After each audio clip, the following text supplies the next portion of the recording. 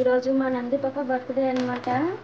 మా నంది పాప బర్త్డే కోసం ఈరోజు కొంతమందికి భోజనం పెడదామని అనుకుంటున్నాము.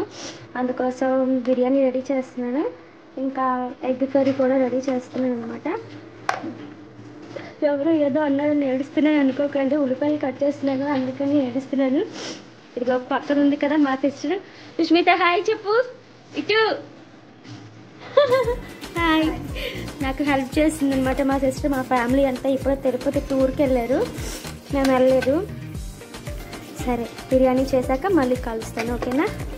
కుక్కర్ పెట్టి అందులో ఆయిల్ వేసాను, పక్కన ఎగ్స్ కూడా పెట్టాను అనమాట. కుక్కర్లో ఆయిల్ మరిగాక అందులో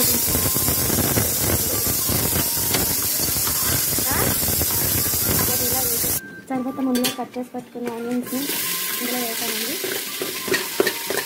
దీన్ని కొంచెం ఇలా మగ్గుతాం. టైం చాలా తక్కువ ఉంది కదా, అందుకే కుక్కర్లో పెట్టేస్తున్నాను అనమాట. ఉల్లిపాయలు కొంచెం మగ్గాక అల్లం వెల్లుల్లి పేస్ట్ వేసుకోవాలి. రెండు కలిపి వేగితే టేస్ట్ బాగా వస్తుంది అనమాట. అల్లం కూడా మసాలా బాగా వేగుతుంది కదా, దానివల్ల కొంచెం టేస్ట్ బాగుంటుంది. కొంతమంది ఏంటంటే కొంచెం పచ్చి పచ్చిగా ఉన్నప్పుడే వేసేస్తారు, అలా వేయకూడదు. ఎప్పుడు ఆనియన్స్తో పాటు అల్లం వెల్లుల్లి పేస్ట్ కూడా బాగా వేగాలన్నమాట, అప్పుడే టేస్ట్ వస్తుంది. ఇలాగా ఆనియన్స్ అల్లం వెల్లుల్లి పేస్ట్ కొంచెం వేగిన తర్వాత అందులో కొంచెం ముందుగా కట్ చేసి పెట్టుకుని టమాటాలు కూడా వేసుకోవాలి. కొంచెం సాల్ట్ వేసుకోవాలి.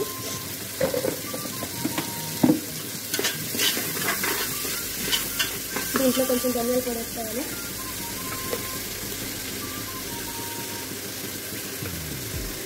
మనం ఎంత రైస్ పెట్టుకుంటున్నామో దానికి తగ్గ క్వాంటిటీ చూసి మనం వేసుకోవాలి, దానికి సరిపడినంత వేసుకోవాలి.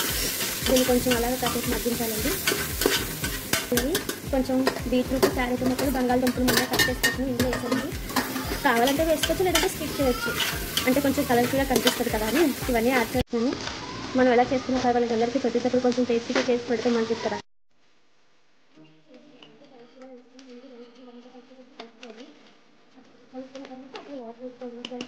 ఒక గ్లాస్ బియ్యంకి 2 గ్లాసెస్ వాటర్ తీసుకోవాలి.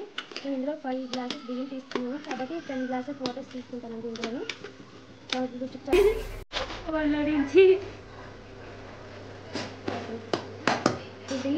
ఇందాక పెట్టాను కదా మసాలాని, ఇప్పుడు ఇలా వేసింది అనమాట ఈ మసాలాని.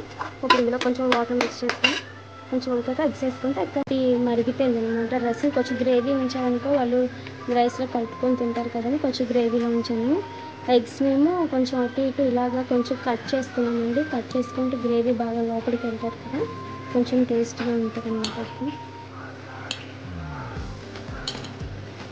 ఎగ్స్ అన్ని కట్టడం రెడీ అయిపోయి పని బ్యాగ్లో పెట్టేస్తున్నామండి. ఇప్పుడు వెళ్ళి పంచేద్దాం, సరేనా? అందరూ నాతో పాటు రండి. హ్యాపీ బర్త్డే అనమాట. ఈ పాప ఈరోజు బర్త్డే. వెనకాల చూడండి అక్కడ చూస్తూనే అతను మా వారు అనమాట. రండి అందరూ వెళ్ళి పంచుదాం ఇప్పుడు. రండి అందరూ వెళ్ళాం. లిఫ్ట్ కోసం వెయిట్ చేస్తున్నాం అనమాట. ఈరోజు ఎండ అయితే మాత్రం చాలా బాగా ఉంది, బయట చాలా వేడిగా ఉంది. నిన్న ఈవినింగ్ వర్షం పడింది కదా, అందుకని ఇంకా ఈరోజు ఎండ ఎక్కువగా ఉందండి.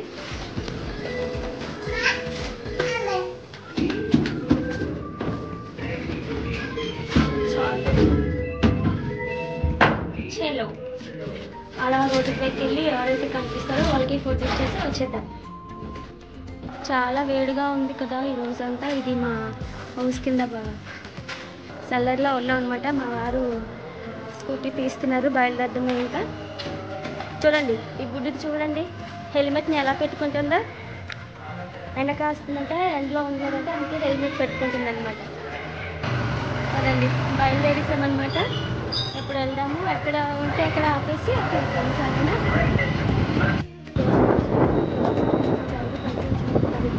అంటే కొంచెం ఎండగా ఉంది కదా, బయటికి రాలినట్టుగా ఉంటుంది. కొంచెం ముందుకెళ్ళి చూద్దాం, అక్కడ కనిపిస్తారు.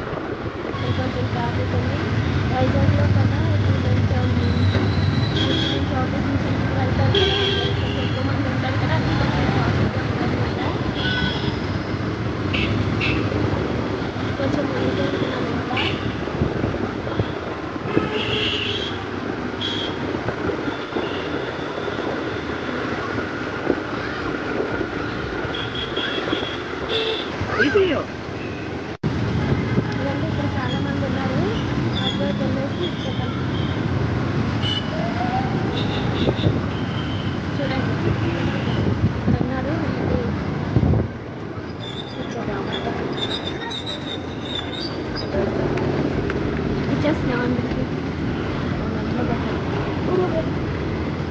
అది నందించే తినిపించండి.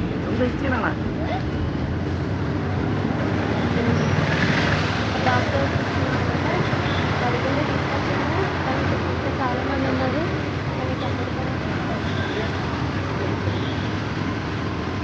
ఇదైతే ఉన్నారు ఇక్కడ.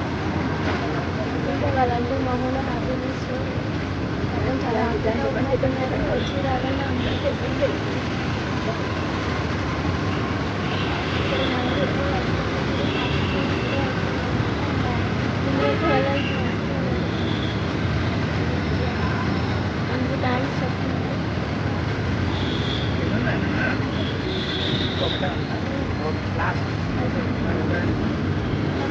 వాళ్ళిద్దరే ఉన్నారు. మా దగ్గర ప్యాకెట్ అయితే అందుకే మా హస్బెండ్ వాళ్ళకి ఏదైనా తెలిసి అమౌంట్ ఇస్తున్నారు.